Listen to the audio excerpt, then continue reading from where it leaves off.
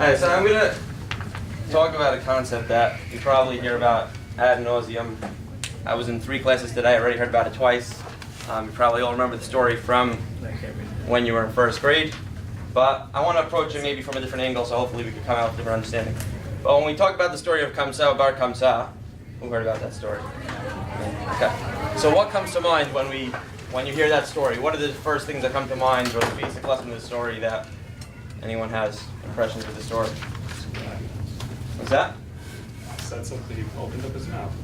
No, Who opened up his mouth? Bar Kamsa opened up his mouth, and something bad happened. Something bad happened. Okay. Right. There's a start. Right. We have an incident, an altercation that the narrative of the story at least leads us to believe that it's a cause, a part of the destruction. What else do we think of when it comes to Kamsa Bar Kamsa? Sinat Hinam, right? Okay. So there's a nice buzzword we have about when we talk about the destruction of the second Beit HaMikdash, which is one that we're talking about. We talk about the concept of Sinat Hinam. So where is Sinat Hinam in the story? He wouldn't let him stay. He wouldn't let him stay at the party, right? So that's the obvious 1st grade lesson of Kamsa Bar Kamsa. Kamsa Bar Kamsa. Bar Kamsa was at the party. The host didn't want to let him stay. There's your Sinat Hinam. I think the problem is when we look at the story in context of where it's brought down in the Gemara, and it's brought in a few different sources, but when we look in the context where it's brought down in the Gemara is really not that focused on that part of the story. So I'm going to try to, bear with me, we're going to give you a little bit of background of where the Gemara is coming from, and then we're going to insert, and then we're going to see this flow right into the story, and hopefully we'll come out with maybe a bit of a different lesson of what's happening in the Kamsa Bar Kamsa story. Anybody not have a sheet? What's a sheet? Yeah. Down. Anybody else? Anybody else? Yeah, put a few more. Okay. So, and as well, I would like this to be somewhat interactive and developing the idea as we read through the story. The idea is not complete on its own, so we'll develop it together. Anybody want to start off with reading the Mishnah in Gittin? So where the story appears is in Masechet Gittin, which, in a general sense, talks about the cases of divorce, but as most people who know Gemara will understand that Gemara gets very tangential, and you could find yourself in any discussion in the middle of any Masechet. Okay, anybody want to start us off with the Mishnah? Readers, volunteers, please. Okay, take it off. לא היה סיקריקון ביהודה בהרוגי המלחמה. הרוגי המלחמה ואילך יש בה סיקריקון. כיצד לקח מסיקריקון וחזר ולקח מבעל הבית, מקחו בטל. מבעל הבית וחזר ולקח מסיקריקון, מקחו קיים. Okay, so the first rule of the Mishnah is as follows. The Mishnah starts off, I brought you some Rashis in the back, you could use them as you want. The Mishnah starts off as Lo haya sikarikon biYehuda b'harugei milchama. So the first unfamiliar word should be sikarikon. Rashi defines sikarikon as follows. Generally, when we talk about robbery, theft, we're usually talking about movable objects. It's very hard to steal a piece of real estate, okay? Because the house is there or a piece of land is there, very hard to steal. However, the Mishnah is talking about a case where we have the concept of these group of sikarikon that arise. They're a group of criminals that are extremely empowered. And they would be able to steal land. What would they do? They go up to somebody at gunpoint and say, get out of your house. Not only would the guy get out of his house, but they'd be able to maintain control of this piece of land through some sort of corruption, maybe through the governmental corruption.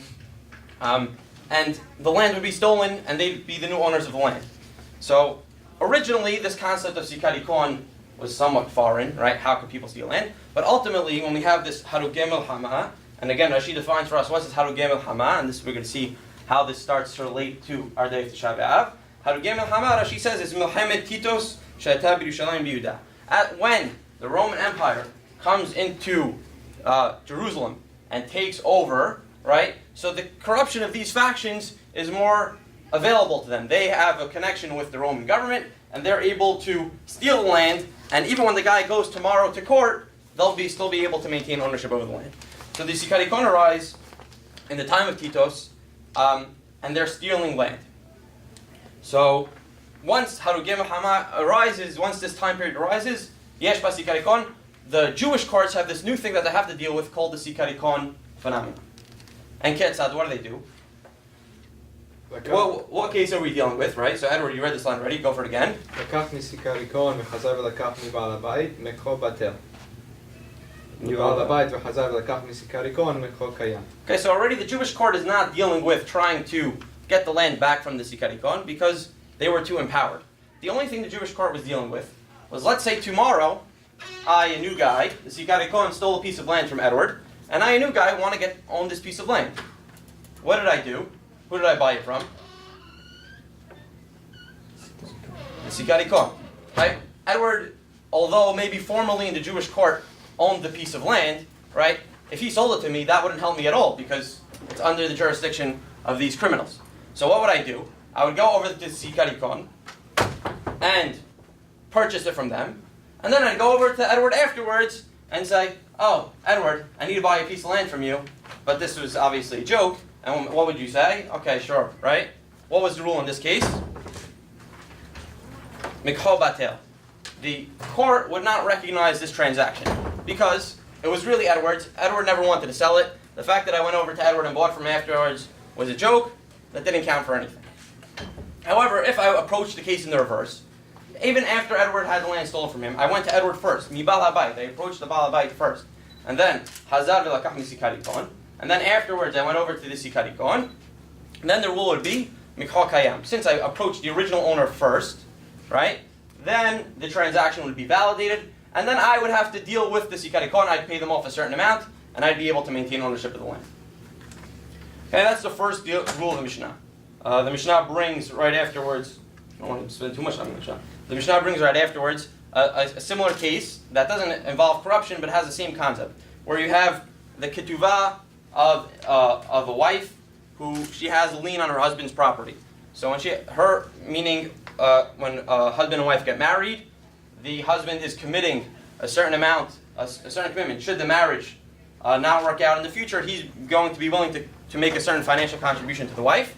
And by doing so, he puts a lien on the piece of land, right? So now if I'm a buyer and I go to the husband and I say I want to buy a piece of land, right? And he sells it to me, and then I have to get rid of the lien. I go to the woman. That has the same dynamics as the sikarikon case, and the same rule would apply. If lakach min ha'ish v'hazar v'lakach min ha'isha, if I bought the piece of land first from the husband and then went to deal with the lien from the wife, the mikha is batel. But min ha'isha, if I approached the person who has real control first, and then hazar v'lakach min ha'isha, and then I went and I dealt with the extra owner, mikha kayam. It works. Zom mishnah rishona.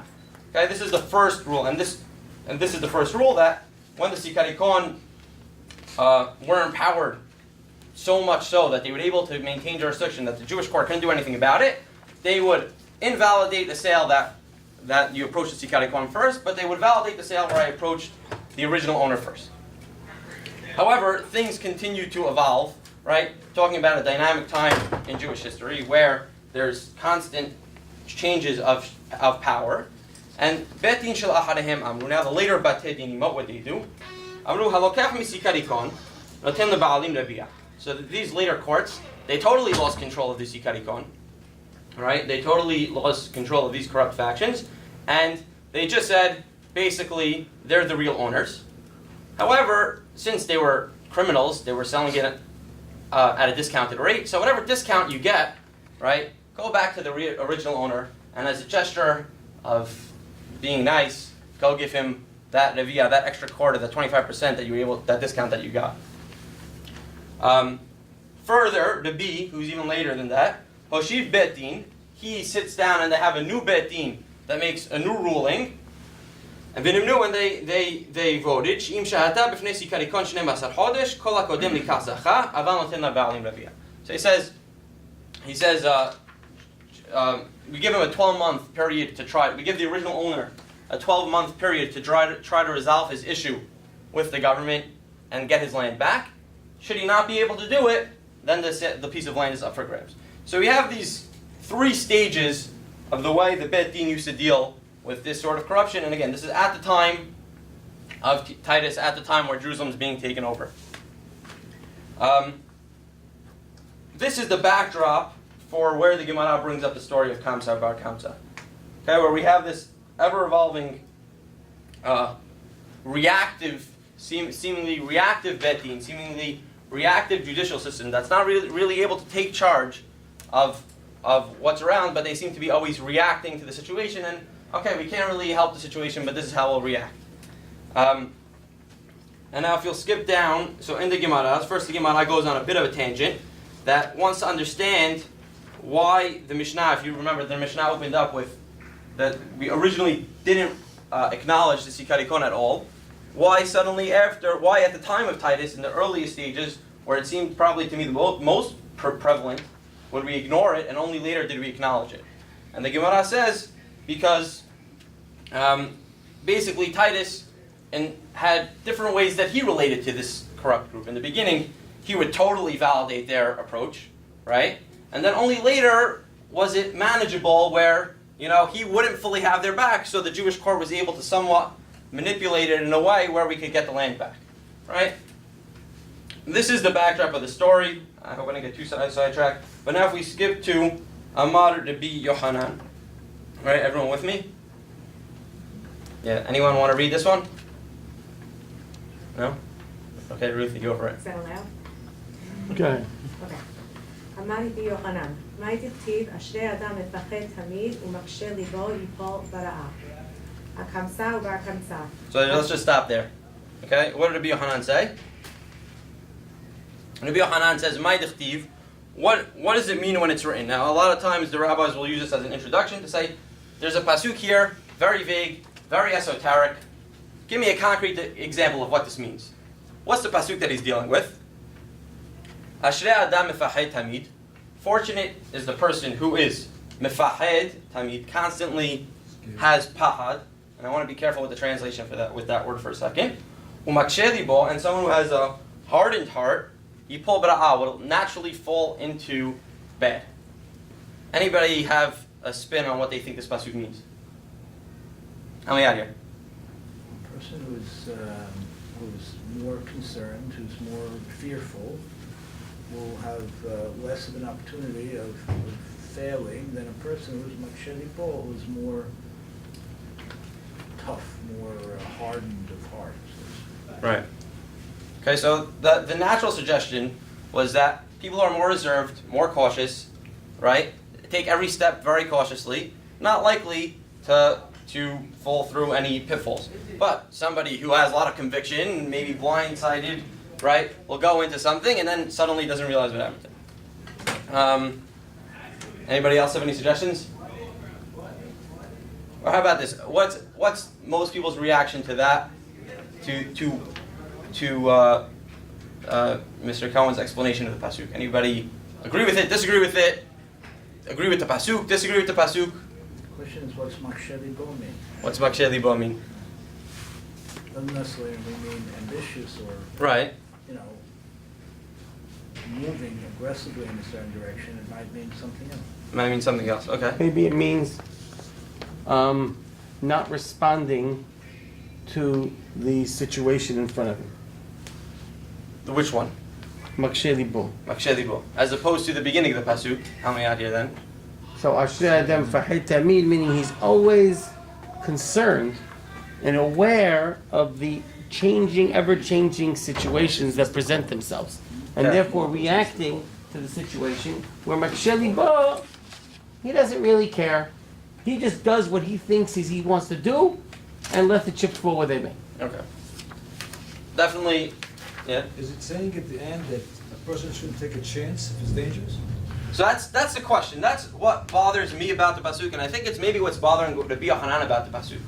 That we're praising this guy who's mefahed tamid, which seems to me he's almost paralyzed by fear, paralysis by analysis, doesn't want to do anything because he's so scared, and that's the Ashrei Adam, that's the guy we're praising. And the maksheh libo, which we'll leave. It may mean has conviction, or may mean something more along the lines of stubbornness. But it seems to be more of the proactive party is the one we're not giving so much credit to, which instinctively, I don't know if everyone agrees with it. Instinctively, to me, is not the most intuitive idea.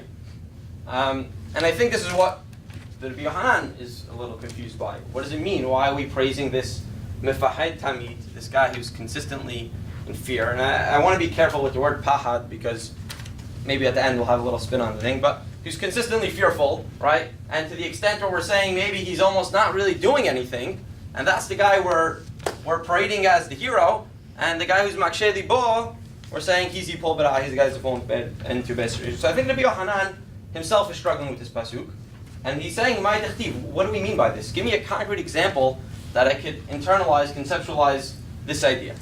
And that gives us our segue into the story of Kamsa about Kamsa. So we're in the middle of a question, right? The last thing we had was a question mark, and the next line, Ruthie, is הקמצא ובקמצא, חרוב ירושלים.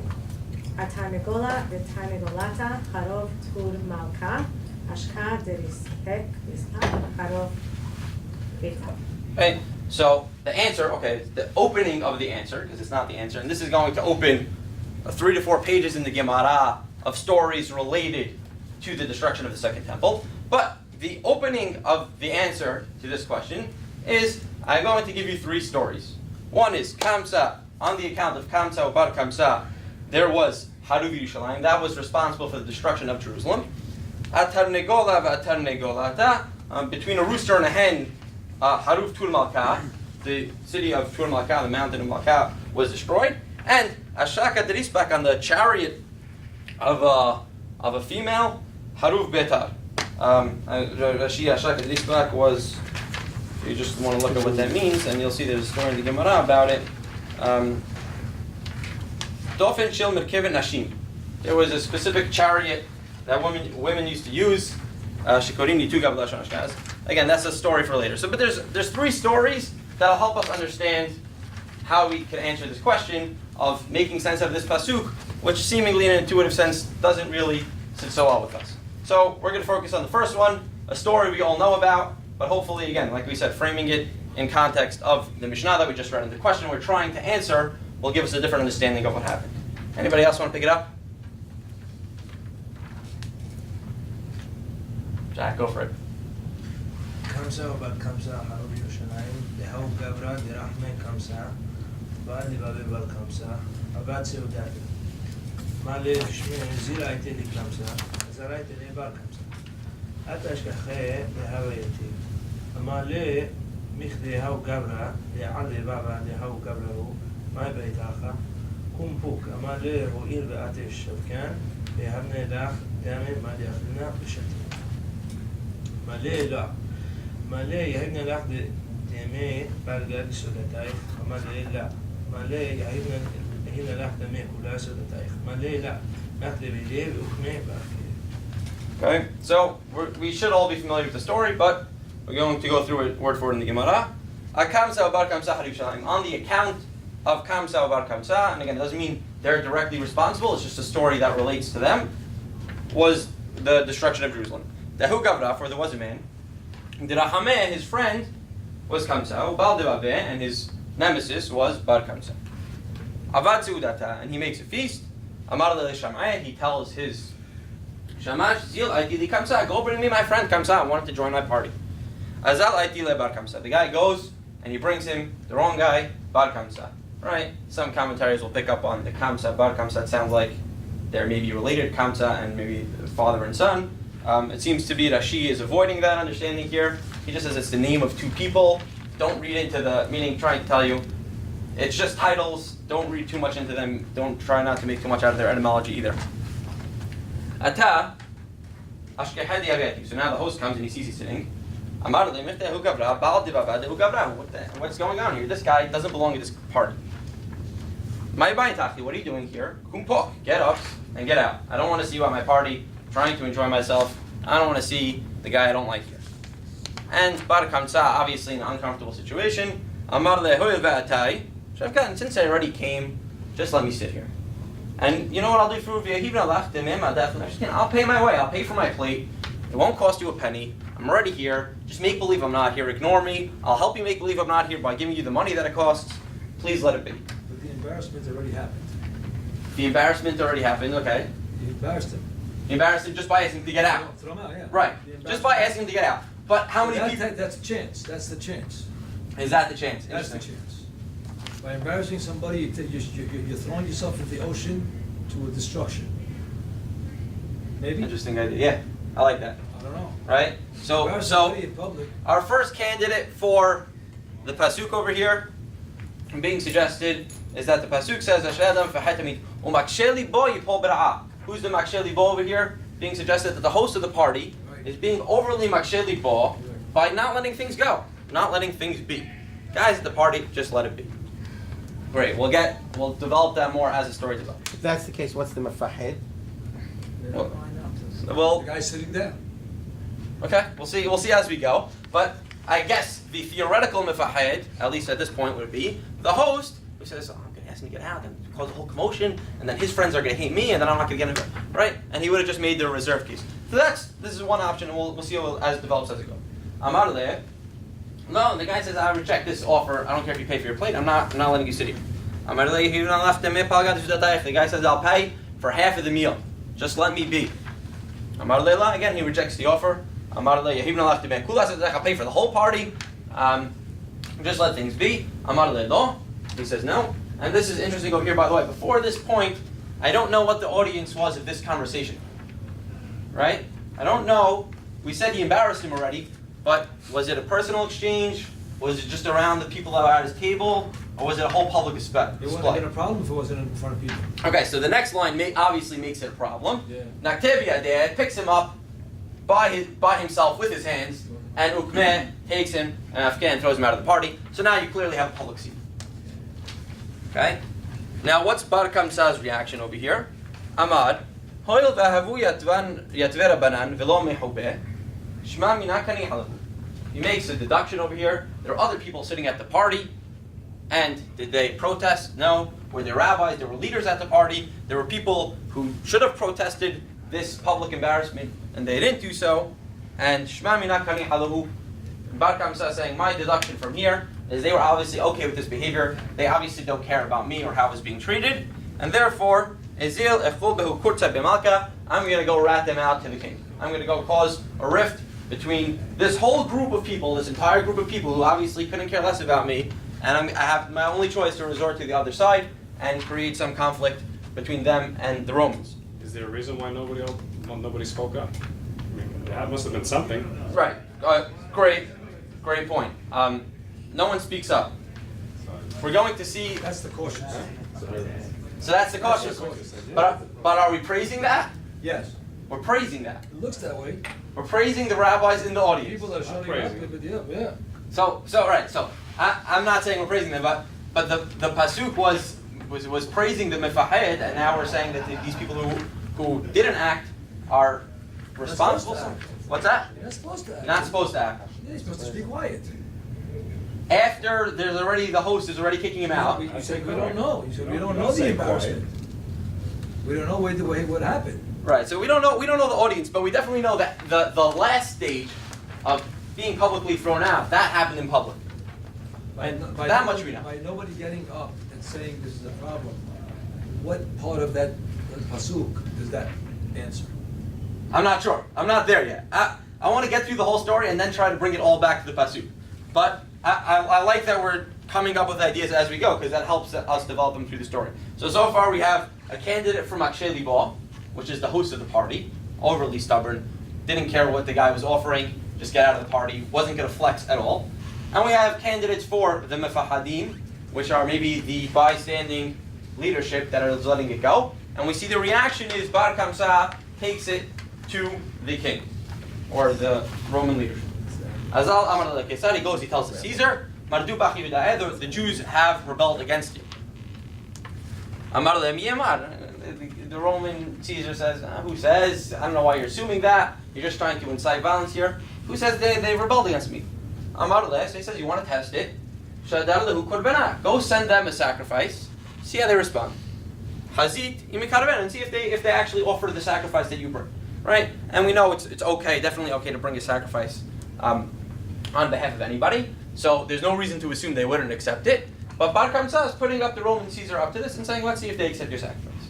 Azal Tish'a BeAb, I'm glad with that. He sends out a nice calf to be sacrificed. He sends it with Bar Kamsa. Now Bar Kamsa is the one bringing it back, and this is obviously going to be a problem. He inflicts a mum, some sort of wound into this animal, either beneath sifatayim in its lip, or somewhere in the eye. The point being, it doesn't matter which one. Tuchta was a place l'didan havemuma. For us, for our standards, for the Jewish standards of what they would accept as an offering, it would qualify as a mum. It would qualify as a blemish that would invalidate it from becoming a korban.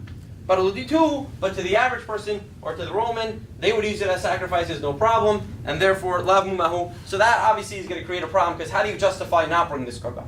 We don't want to bring the korban because it has a mum, but we can't really justify it to the Roman Caesar, who's going to say, what's wrong with the animal? You're just making an excuse, and we know what's behind this. So this is all setting the stage for the following scene.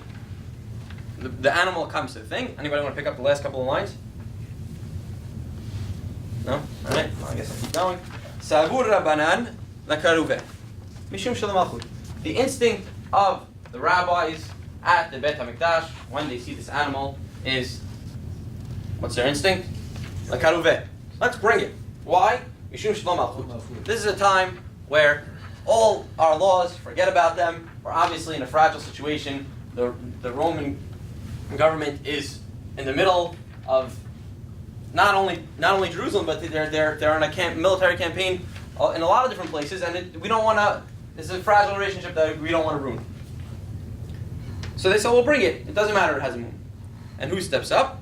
Amar lehu Rabbi Zechariah ben Avkulas. Rabbi Zechariah ben Avkulas comes up and says, "Yomru, if we do this, slippery slope, right? Every time you try something new, it's going to create a slippery slope. I'm telling you what's going to happen. It's going to cause that. It's going to cause that. What's the slippery slope? Yomru, people are going to say." People are not going to realize that this was a local ruling based on a sensitive scenario. They're going to think it's always okay. And what are they going to do? They're going to continuously say, oh, if it has a little scratch in the eye, or if it has a little scratch in the lip, it's totally okay. And this will become totally common practice and acceptable to bring these type of korbanot in the Mikdash, and it's going to ruin the whole integrity of the offerings that we bring to God, and we can't do this. Right? So he's able to frame this little local situation of maybe one exception into something that could evolve into a total chaos. So Rabbi Zechariah ben Avkulos is the problem with Mashkeli Bo Yipol Berah. I love it. That's where I'm going. Is that correct? Yeah. Let's see. He just jumped in the It seems to be, so I'll tell you what. Most people who read the story say the opposite. Most people who say, and in fact, there's one of the other accounts of the story says that the rabbi who was at the party that didn't protest was this Rabbi Zechariah. So most people who read the story, let's just finish off what happens with Rabbi Zechariah. So that's his first thing. The rabbis there all want to bring the korban, and he says, no, we can't bring it. It's going to cause problems. Savur l'miktele. So then we have to come up with a new suggestion. We can't just let things be. Let's kill this guy. Bar Kamsa is inciting violence. He's a traitor. He's a treasonous person. He's going to cause the whole Jerusalem to be destroyed. Let's take him, administer the death penalty. He deserves it. He won't be able to report back to the emperor, and everything will be good. The love does with him, man. He won't be able to report back. Amar lehu Rabbi Zechariah, who steps up again and responds again and says this is a bad idea. This same Rabbi Zechariah. Why? Yomru metiu mum b'kodashim yiharek. Again, this is going to cause people outside, not understanding the local considerations, to make a bigger deal out of this and say, oh, yeah, that's the guy. Oh, what did he do? He cut the korban's lip and they killed him, right? And this is again going to lead to a misconception by the people. We can't let this happen. Okay? And this is where the story sort of ends. Okay? So again, if we have our story, we have Kamsa, Bar Kamsa, a host has a party. Bar Kamsa says, Bar Kamsa goes to the party even though he's the host's enemy. The host kicks him out. He goes to the Roman Caesar, says, the Jews are rebelling against you. Try to bring a korban. Let's test it. He brings the korban. The Jews won't accept it because Bar Kamsa put in a blemish in it. Okay? And Rabbi Zechariah had the Jews had two solutions to deal with it without having the problem. One is not to bring the korban anyway, right? Even though it was against the laws. And Rabbi Zechariah vetoed it. And two was to kill Bar Kamsa, and again Rabbi Zechariah vetoed it. And now the next line I think is the most important line. The Gemara is keying us into what we're supposed to be getting out of the story. So again, a lot of us when we hear the story, right, when we were kids, we're always trained to focus on the Bar Kamsa getting kicked out of the party part, the Sinat Hayam part, which is obviously important parts of the story, and every story has multiple facets and things we can learn from. But I think the next line is going to key us into what the Gemara's motivation is to bring this story. Can I ask you a question? So, Yeah. you know, on one hand, he was at the party. He didn't defend him when he was innocent. Mhm. But yet, when he was completely guilty, he stepped up to defend him. Am I correct? He was at Say- the party and didn't speak up Right. when they wanted to throw him out. And he was, let's call it, relatively innocent Right. at the party. He was Okay. just there. Right. And then when he actually did what he did, and he Then he he stepped up to defend it. Right. So that's an interesting experience. So the conventional approach, I would say, to the Tish'a BeAb ben Avkulas is that he is this reserved guy. He's this guy who just doesn't want to do anything. So when he was at the party and things were happening, he didn't do anything. When they were threatening to bring a new Hurban, he didn't want to do that. When they were threatening to kill somebody, he didn't want to do that. He just didn't want to do anything. is he Right. scared? Is he the scared guy? What? Is Is he he the the guy- scared guy? Uh-huh. So that's not going to help us, right? Because what does our pasuk say? We're praising them. So let's see what Rabbi Yohanan says. Again, Rabbi Yohanan, if you remember who's Rabbi Yohanan in our sugya, where did we see him before? Open. Right? He asked the question, what does this pasuk mean? Right? So when he speaks, we're hoping he's going to give us an answer. Right? So Rabbi Yohanan asked the question, what does this pasuk mean? And here's Rabbi Yohanan brought us the story, and Rabbi Yohanan's telling you, what's the important part of this story that you should focus on? I'm about to tell you. What's the important part? Anvatnuto shel Rabbi Zechariah ben Avkulas, the anava, which put aside your preconceived notions of the term, of Rabbi Zechariah ben Avkulas, that was the cause of a hariva at Beitenu. It destroyed our house, v'sarfat hechalenu, and burned the hechal, v'glitanu ma'artzenu, and causes us to be exiled from our land. So there is Rabbi Yohanan telling us what we should be taking out of the story. What do we think he actually meant? So don't fight back. Don't fight back. And how does this, so again, assuming he's the one asking, how do I explain this pasuk? How does that explain the pasuk? So it's anava, kind of like a. Okay, so anava here, if you look at the Rashi, and then again, right? Savlanuto shesaval zeh velo haraglo. He says not the anava in the term of, right, that Moshe was anav, because we know that's clearly the positive trait, but it's his ability to withstand, right? Sevel, savlanut today is patient, but here's saval, that he withstood, right? And he withstood everything that Bar Kamsa was throwing at him, and lo harago, he didn't respond. Right? So that's how Rashi explains this word anava. So now I think we could try to take it back to the pasuk. Anybody have ideas about how this relates back to the pasuk? Again, we've had different ideas as we're going about what's considered a mefahed tamid and what's considered a maksheh libo. Right? So does anybody have any ideas again how we're going to take this and explain that pasuk? Actually, boy, revenge. Is maksheh libo revenge? I don't see an indication. Maksheh libo, again, the words are kasheh, hard, and libo, hard. Seems to imply some sort of stubbornness. Stubbornness. So Right. the guy fought with you 3 out, and I go back and get revenge and kill him. Right. So He's taking revenge. So who are you blaming though?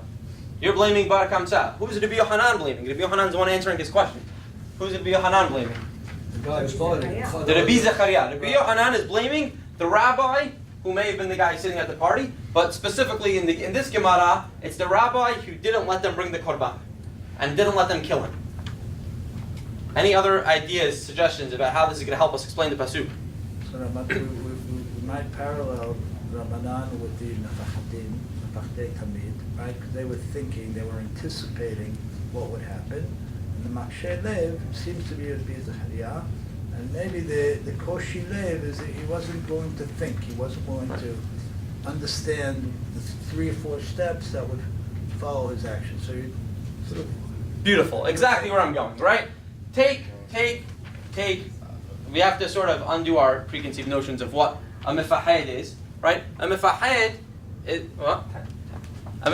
not someone who's paralyzed by fear, okay? But he's somebody who is constantly making considerations, right, about specific local scenarios and flexing and being malleable and adjusting to these scenarios, right? I wrote down a pasuk. I didn't put it on the sheet, but there's one pasuk in Shemuel which brings out this, right? It says Vayipol pachad Hashem al ha'am. That the I didn't bring it on the sheet. I apologize. It says It's in Shmuel when they're going to war against the Hashamoni, and most of the people don't want to go to battle against this enemy. They're scared of them. And what does the pasuk say? Vayipol pachad Hashem al ha'am. God's fear fell upon the nation. God's pachad fell upon the nation. And what does that cause?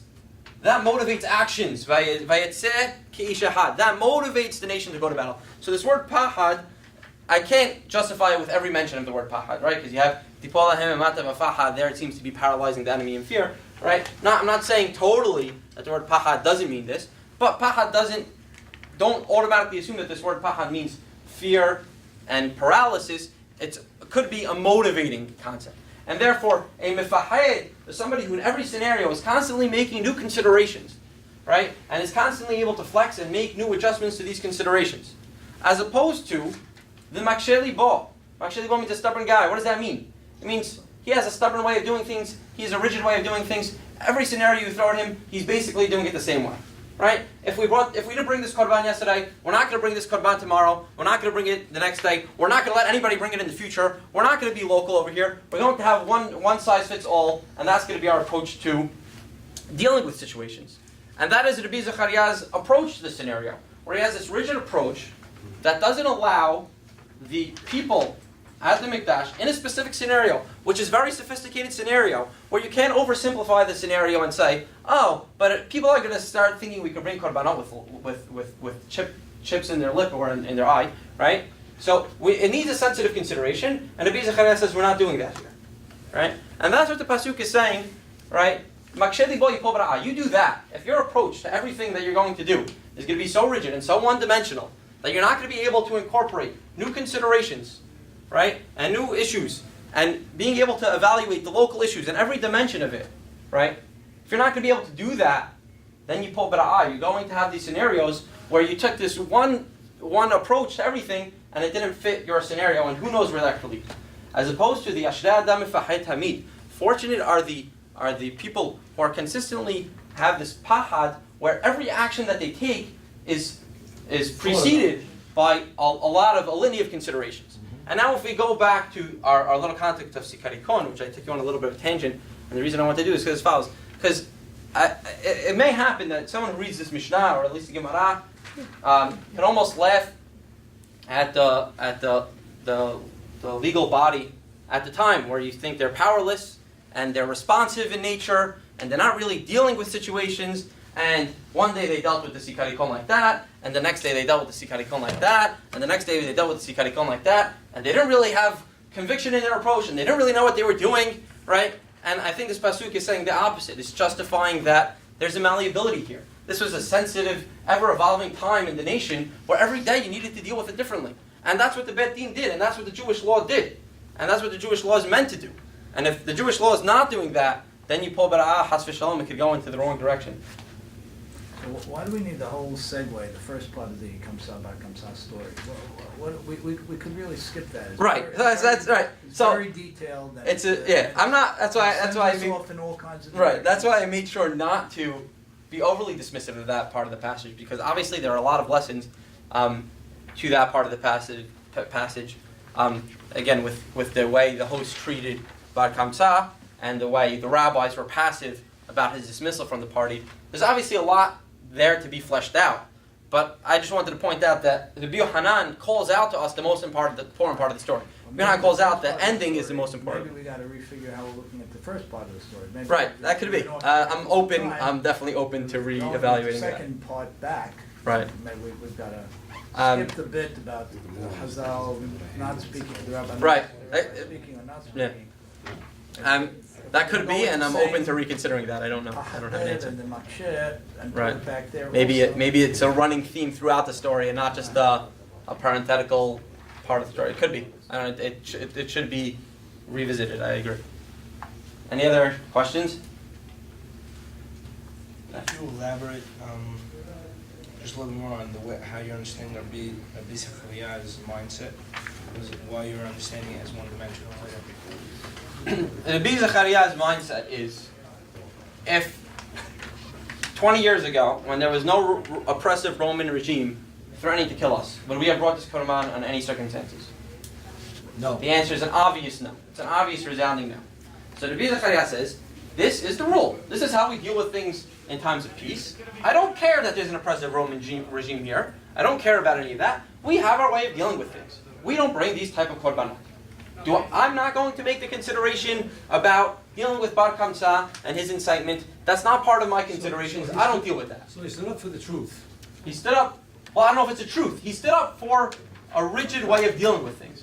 My contention here is that that's not what's advocated by the Gemara and Rabbi Yochanan. They pulled the switcheroo. I mean, like, What is just switch the animal and just do it and make it. Switcheroo. You know what I mean? Like, That's not the I don't story. know. That's I have a quick question. Yeah. It should say then that Rabbi Zechariah ben Akilah said don't bring it because we never brought it before. But he seems to say don't bring it. He seems to be thinking a lot. So, okay. He seems to don't bring it because of He's what thinking may happen. because of Yom Ru, but okay. So that's a valid point. But I think what the Yom Ru is a meaning. Obviously, Zechariah, I'm not calling him an idiot, right? He's a thought out person. But his approach to things is rigidity.